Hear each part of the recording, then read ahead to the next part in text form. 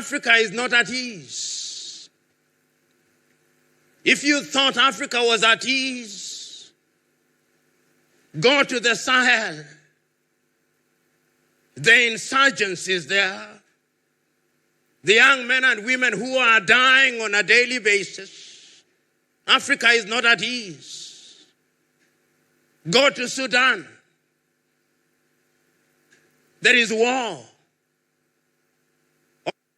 Over 3.5 million internally displaced persons. Africa is not at ease. Go to Somalia. She's not at ease. Go to Central African Republic. She's not at ease. Go to the eastern part of the Democratic Republic of Congo. She's not at ease. Go to southern Cameroons in Ambazonia. She's not at ease. And even when there is no real war, no real conflict, as I speak to you now, for 4 days and 4 nights in Morocco, young men are As I speak to you now, young men and young women are in the streets of Luanda in Angola. As I speak to you now, young men are uncomfortable. Something is happening. Not only here in Nigeria, there are places in northern Nigeria where there are no-go zones. That is the reality. So we may sit in the comfort of Island Club, but this is just but an island. The reality is that it is an island in a sea of sorrow and desperation. Yes, here we are. Welcome and greetings all of you, brothers and sisters. That is Professor PLO Lumumba talking about the latest situation in the continent of Africa. Professor has been asked to talk about Africa and Nigeria during the commemoration of Independence Day of Nigeria. My dear lovely family, 2 days ago I shared a part of the speech made by Professor PLO Lumumba, and today I come here to share another part of that speech. Stay with me in this video. Watch this video from the beginning to the end. Here is another section or another part of the speech made by Professor PLO Lumumba, the Pan-Africanist father of this time. Welcome. And on the protocols already established. I think it is a clever way of ensuring that I do not annoy anybody by forgetting them. And is a very nice way. But it would be remiss on me if I did not recognize the chairman of Island Club who invited me to this occasion. Honorable Chairman, accept my gratitude.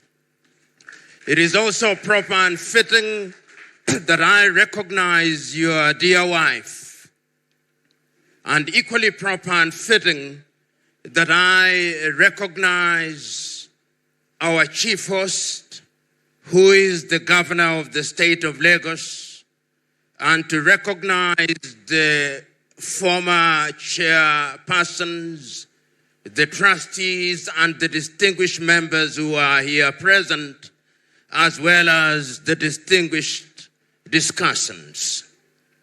Permit me to congratulate the Federal Republic of Nigeria on the occasion of her 65th birthday since she regained her independence from the British colonizers. It is a day that is worthy of reflection, and it is not lost on me that I've been asked to talk about Africa and Nigeria in that context. I speak at a time when it can be said that the continent of Africa is going through a midlife crisis. It is a midlife crisis that is punctuated by the dissatisfaction of young Africans. Young Africans who believe that the promises that were made by the founding fathers and founding mothers have not been fulfilled. It is a demonstration of the fact that there is a lot of work to be done. But it is on an occasion such as this that is also incumbent upon us to remember by a dint of history that the post-colonial African state, as we know them today, were designed to fail. In fact, it is true that the erstwhile colonizers, whether they are sitting in London, England, or in Paris, in France, or in Madrid, in Spain, or in Lisbon, in Portugal, or in Brussels, in Belgium, they are waiting for the African countries to collapse, that they may write the obituary. The fact that we are here and celebrating 65 years since we regained our independence is a demonstration that we have refused to fulfill the prophecies of the colonizer turned neo-colonizer.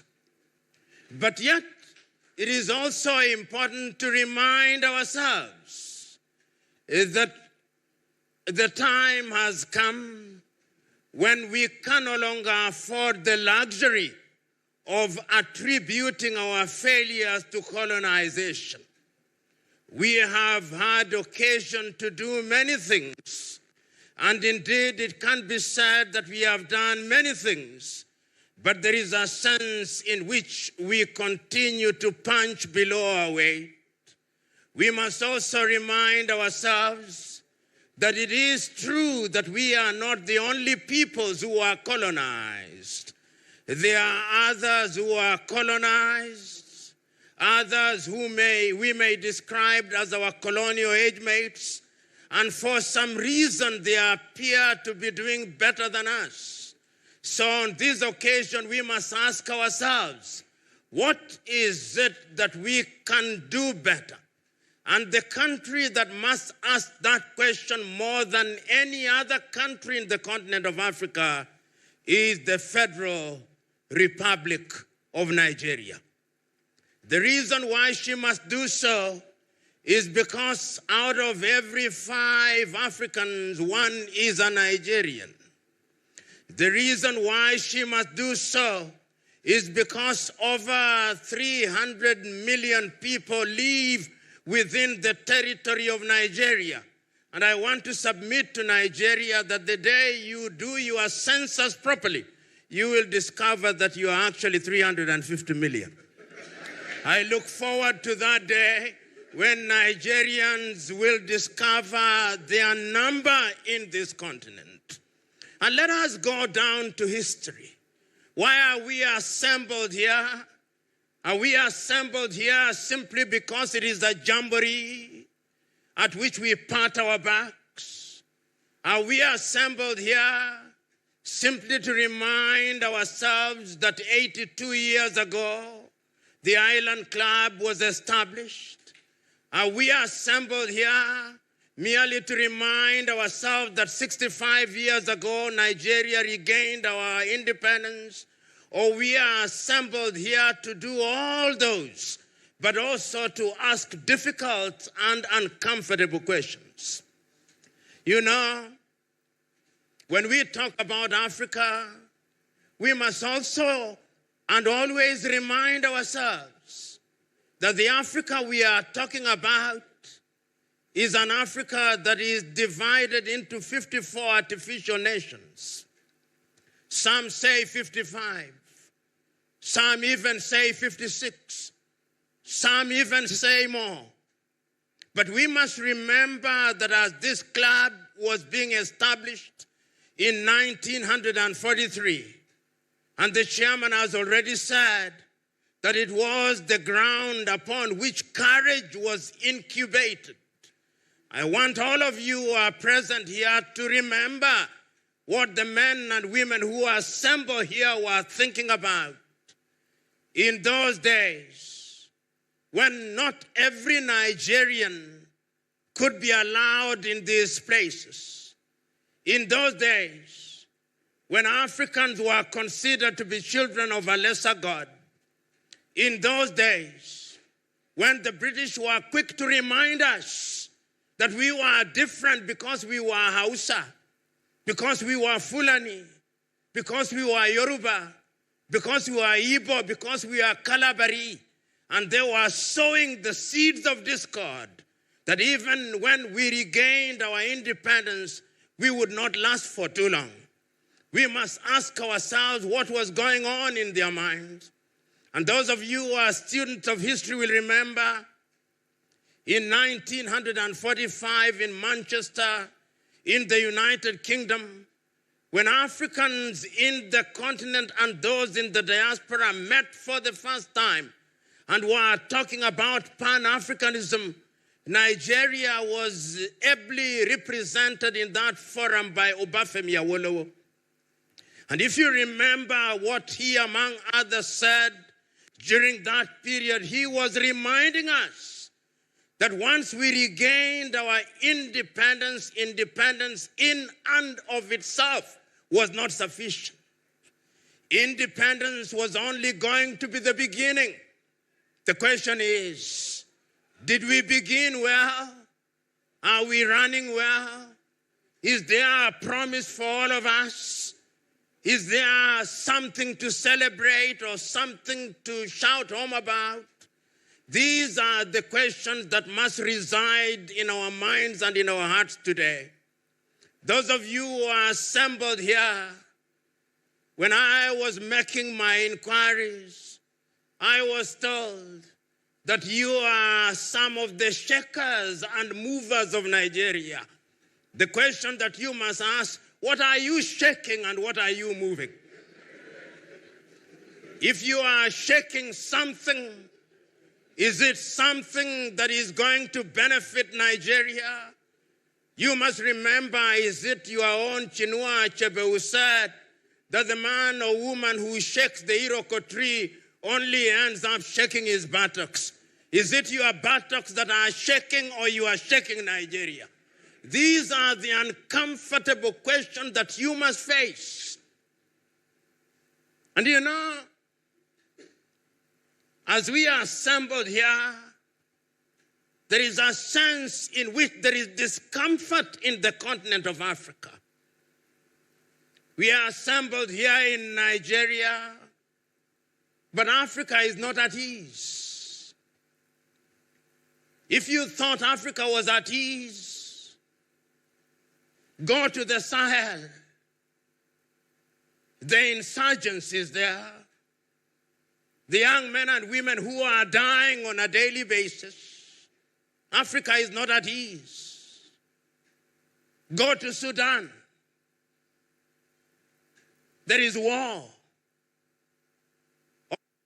Over 3.5 million internally displaced persons. Africa is not at ease. Go to Somalia. She's not at ease. Go to Central African Republic. She's not at ease. Go to the eastern part of the Democratic Republic of Congo. She's not at ease. Go to southern Cameroons in Ambazonia. She's not at ease. And even when there is no real war, no real conflict, as I speak to you now, for 4 days and 4 nights in Morocco, young men are in. As I speak to you now, young men and young women are in the streets of Luanda in Angola.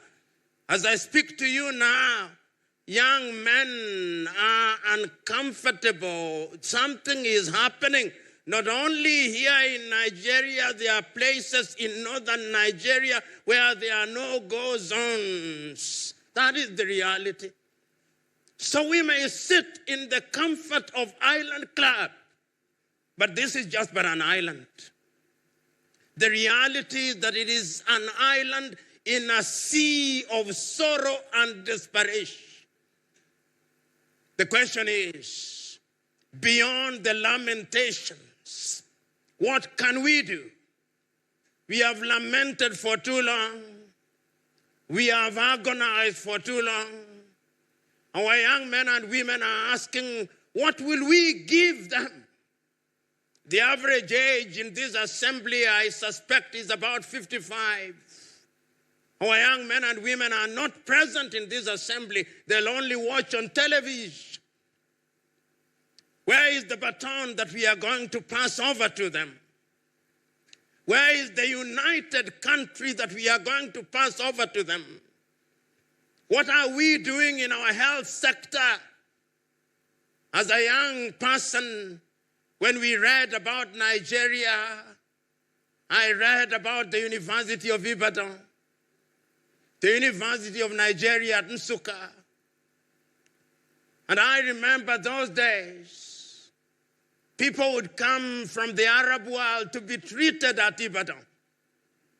Today, when a Nigerian with an ability or an African with ability, depending on who colonized you, you run to hospitals in London or Paris or New York or lately Dubai and India.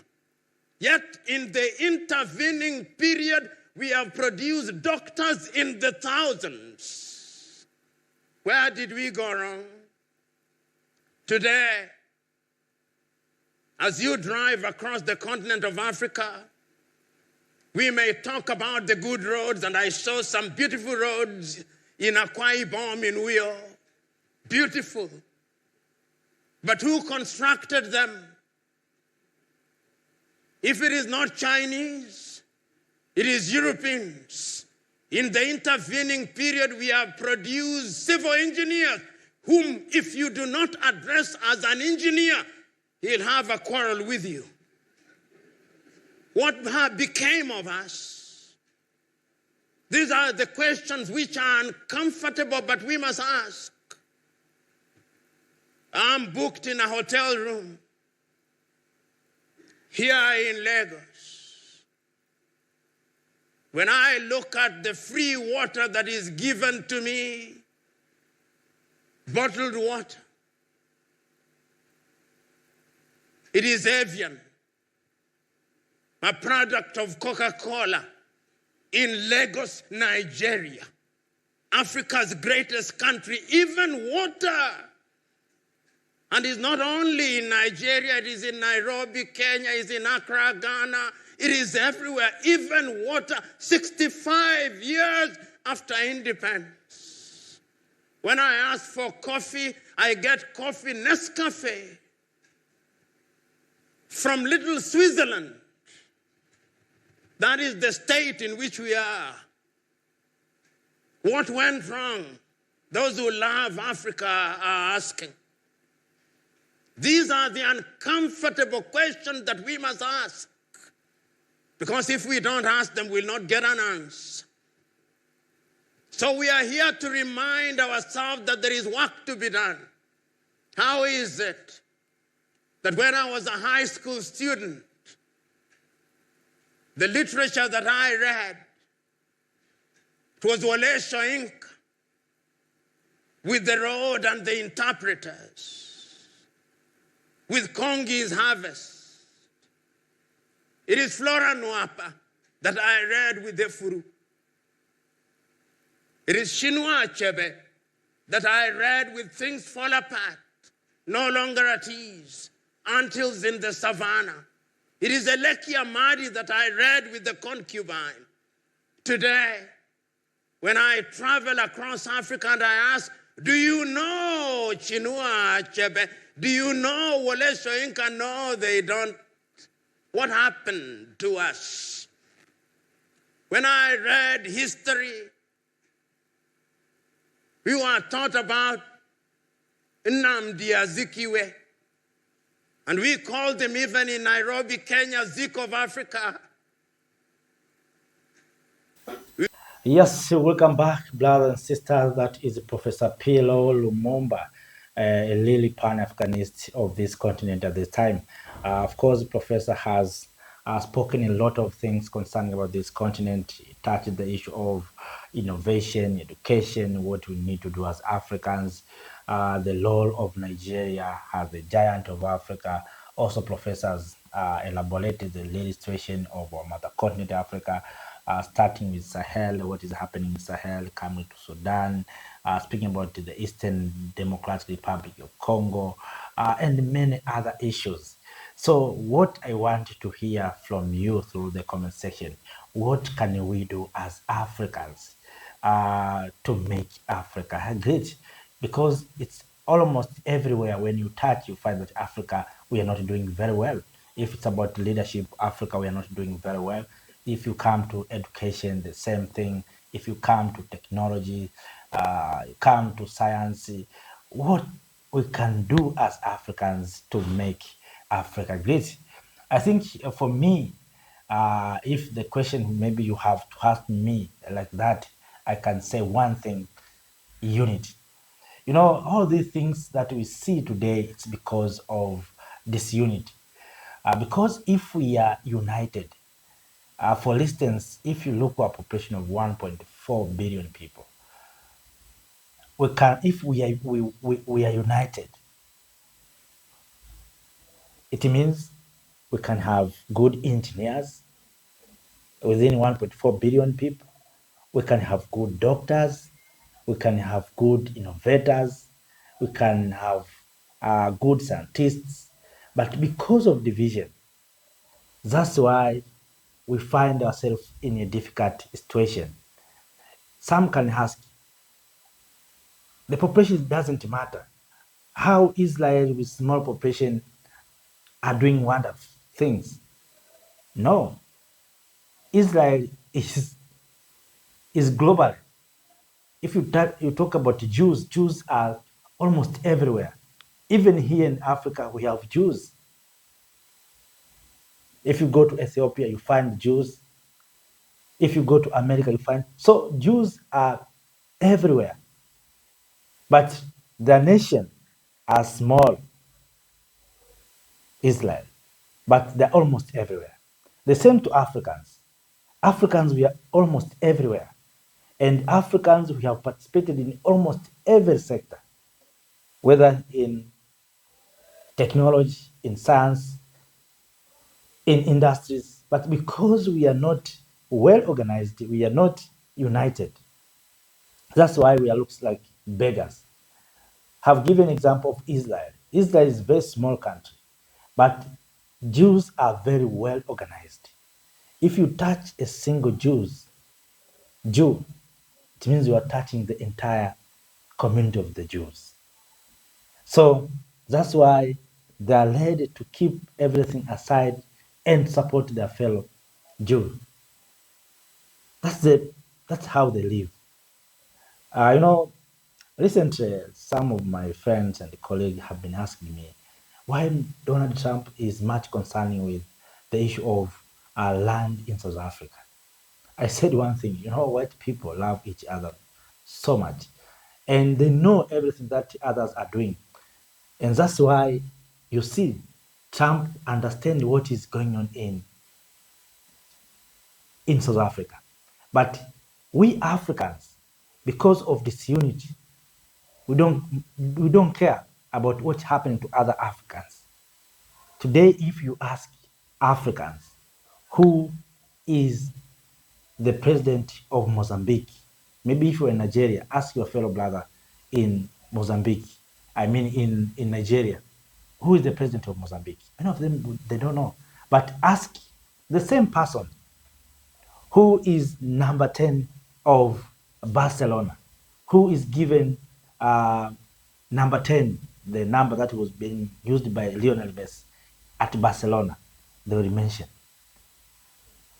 Ask Africans who is the former president of United States of America, they will mention them. But ask Africans who is the former president of Mozambique, even Nigeria, we don't know. But we are much concentrating on others' issues. And all in all, it's because of disunity. So disunity is almost the source of everything. Today, we are suffering with the issue of insurgents and terrorists and destabilization of this continent. You know why? It's because of disunity. We cannot have terrorists and insurgents in our continent if we are united. Because these people, what they're doing, they create chaoses in one place and run to another place. But if we were united, those who are destabilizing Mali, Burkina Faso, and land to Cote d'Ivoire, the government of Cote d'Ivoire had to arrest them because we were united. But because we are not united, the government of Cote d'Ivoire are hosting them. And after a certain time, they come back and destabilize Burkina Faso and Mali, and then land back to Cote d'Ivoire. That's what these units are being applied and affecting our daily life.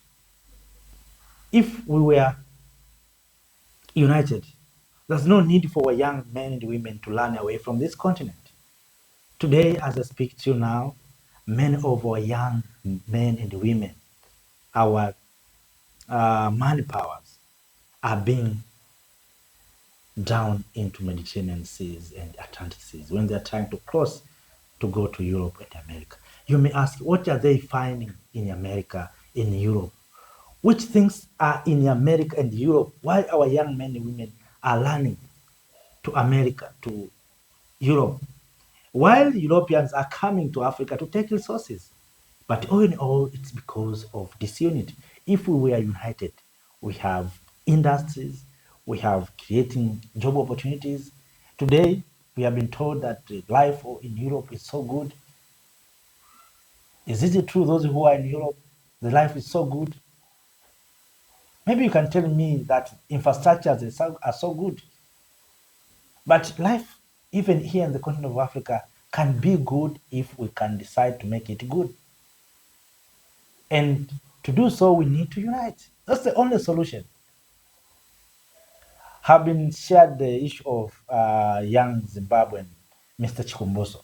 I think you are familiar, have been repeated this thing many times, and I will continue to speak about this thing because I don't see the interest of Africa to that man who are an innovator. That man has succeeded to convert radio frequency into energy.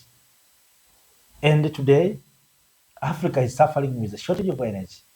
But we have found someone who can convert radio waves that are here into energy.